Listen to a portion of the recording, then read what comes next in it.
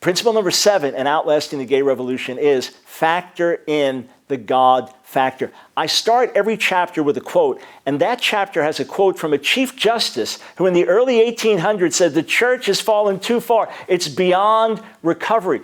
Do you know after the Revolutionary War in the late 1700s that things were absolutely miserable on some of our campuses in America, that campuses that were founded as Christian campuses had a couple hundred students and they could not find a single professing Christian among them. Another campus, the handful of Christian students would meet in secret and keep their meetings in code because they didn't want anyone to know about it. What happened? Awakening came. We must factor in the God factor. This is not just a sociological issue. This is not just a political issue. This is not just a demographic issue. This is also a spiritual issue. If we, God's people, will humble ourselves, turn away from sin in our own lives, and begin to cry out, who knows what could happen next? I cite this in the book.